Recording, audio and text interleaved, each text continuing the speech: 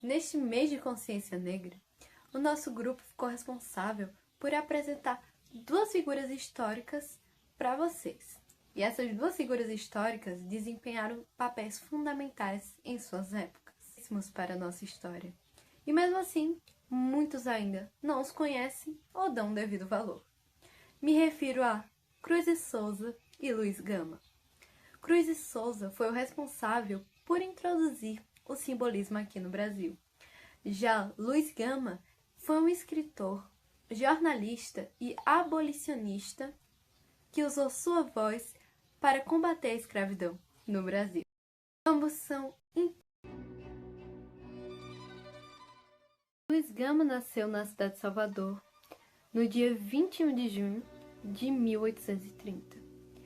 Existem poucas informações sobre sua infância, mas quanto à sua origem, sabemos que sua mãe era negra e seu pai era branco.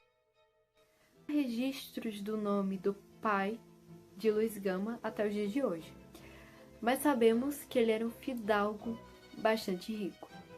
Já sua mãe teria se chamado Luísa Maim, participante da Revolta dos Malês e da Sabinada. Teria então fugido para o Rio de Janeiro após a repressão instalada na Bahia após a Sabinada. No Rio de Janeiro, então, ela teria desaparecido, mas anos depois, Luiz Gama relata ter descoberto que sua mãe, na verdade, foi expulsa do Brasil por praticar rituais religiosos africanos. Assim, Luiz Gama fica sob os cuidados do pai, que logo depois o vende como escravo aos 10 anos para pagar dívidas de jogo. A venda de Luiz Gama era ilegal, já que sua mãe era uma mulher livre, mas isso não impediu que Luiz Gama fosse levado de barco para o Rio de Janeiro e lá comprado por um comerciante. Luiz Gama seria levado para São Paulo e lá trabalharia em ofícios domésticos. Aos 17 anos, Luiz Gama conhece Antônio Rodrigues, jovem de Campinas que viajou para São Paulo para estudar. Com ele, Luiz Gama aprende a ler e escrever. Com o conhecimento adquirido, Luiz Gama percebe que sua venda havia sido ilegal. Ele foge dali e resolve ir em busca de sua liberdade. Não sabemos como ou quais argumentos foram utilizados, mas no fim, Luiz Gama conseguiu provar sua liberdade. Em 1856, torna-se funcionário público na Secretaria da Polícia, onde ganha influência e publica alguns textos. Na década de 1860, Luiz Gama inicia sua carreira como jornalista. E ele se torna um dos maiores da sua cidade, assim trabalhando em vários jornais. Luiz Gama era um defensor da República e um abolicionista radical. Ele usava sua posição como jornalista para defender as causas em que acreditava. Luiz Gama participou de associações abolicionistas e era uma figura bastante engajada. A sua principal formação foi como rábula, basicamente um advogado sem formação acadêmica. Ele anunciava seus serviços em jornais, incluindo o que ele escrevia. Ele teve sucesso em libertar negros escravizados, argumentando principalmente com a lei de 1831, que proibia o tráfico negreiro.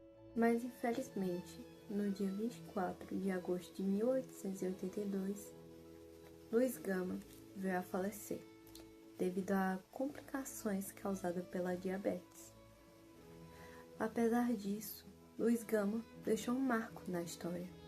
Apesar de sua vida ter sido marcada por adversidades, ele nunca deixou de lutar por aquilo que acreditava.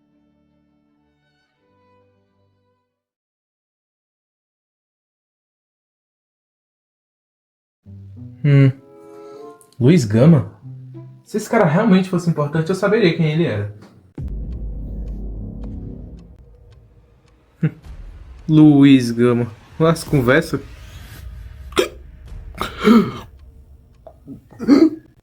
Como ousa falar mal de um dos maiores abolicionistas e escritores que o Brasil teve?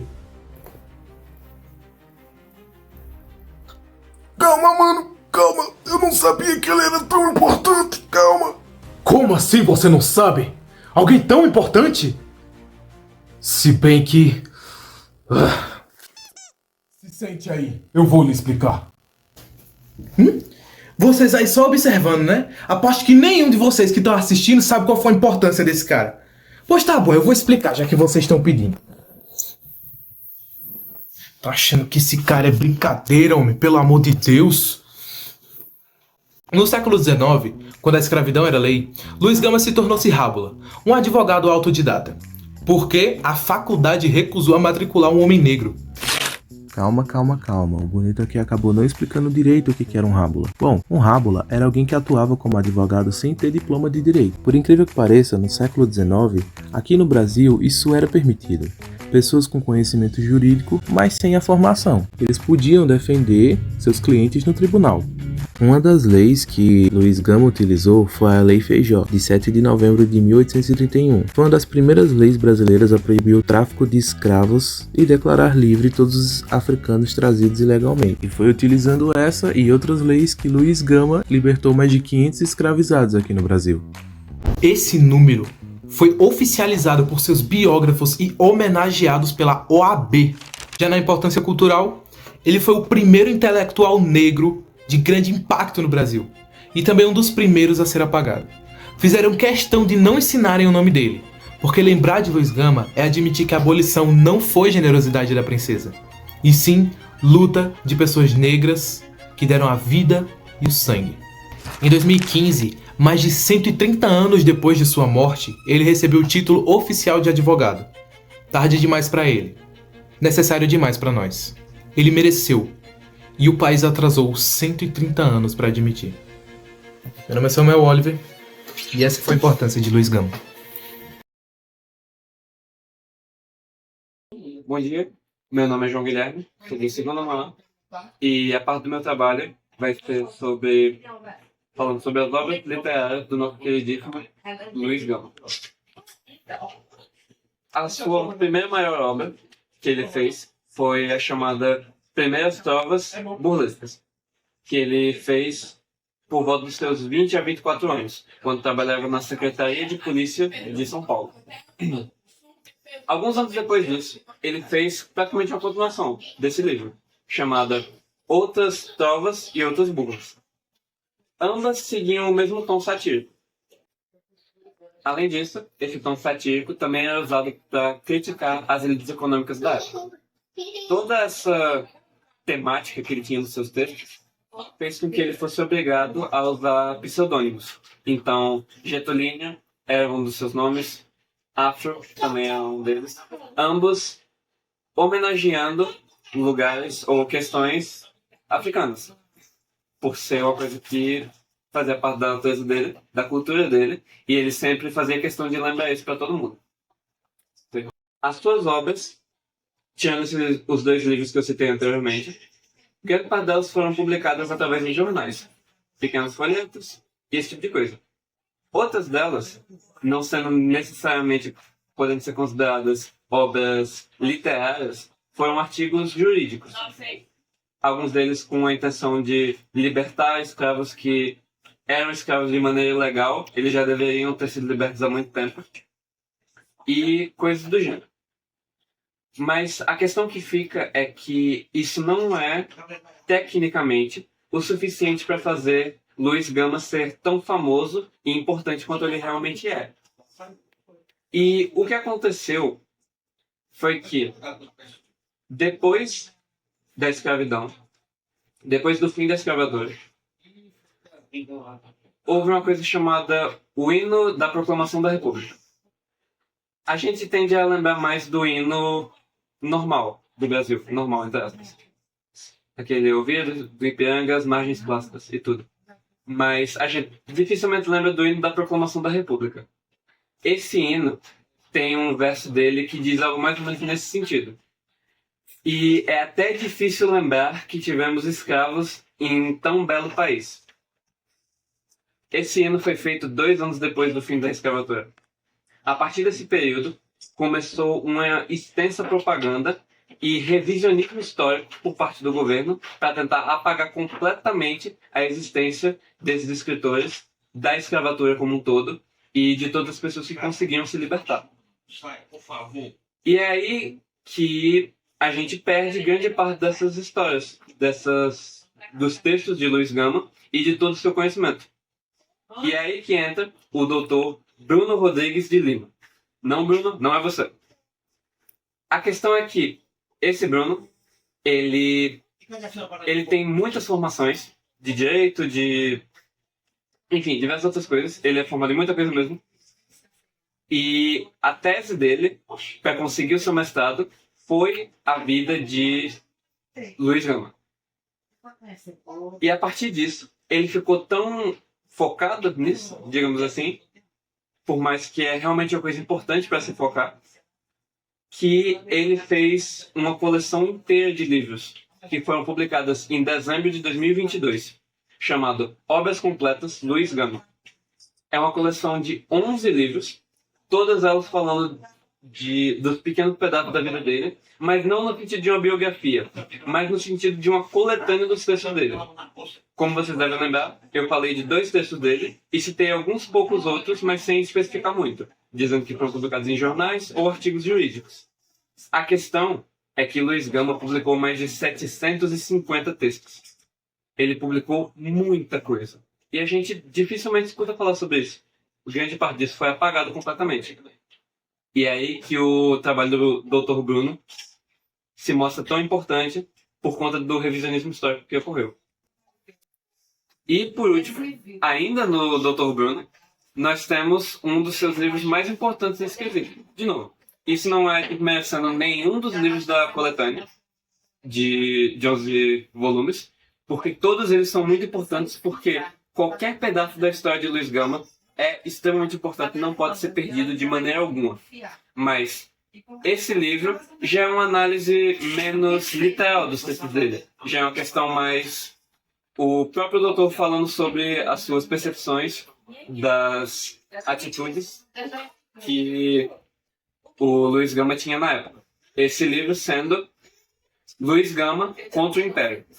Um título que já é forte por si só e representa muito bem toda a trajetória dele, do momento que ele se libertou como escravo e até o momento de sua morte, contribuindo para toda a história do Brasil e sendo muito importante tanto para os movimentos abolicionistas que seguiram, tanto durante a sua vida como após sua morte, e sendo muito importante todas as suas obras para que nós pudéssemos manter a herança africana que foi passada dos escravizados que vieram para o Brasil.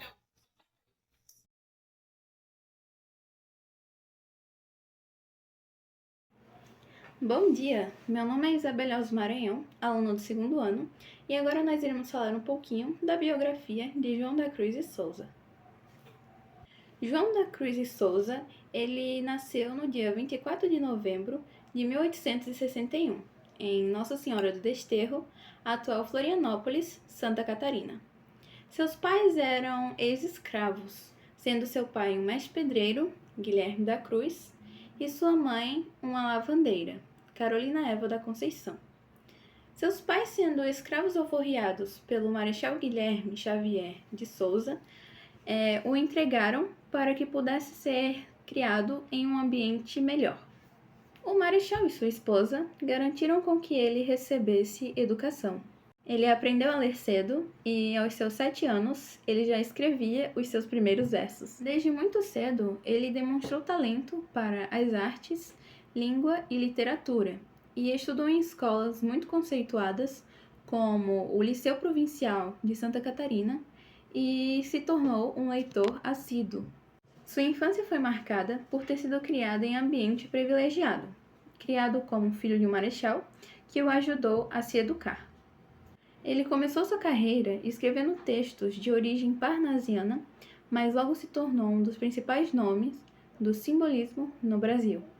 Ele chegou a trabalhar como arquivista na Estrada Central de Ferro do Brasil, lá no Rio de Janeiro, tendo a responsabilidade de gerir e preservar uma enorme quantidade de documentos, mas ele se destacou mesmo nos jornais, aos quais ele fez parte da Tribuna Popular e O Moleque.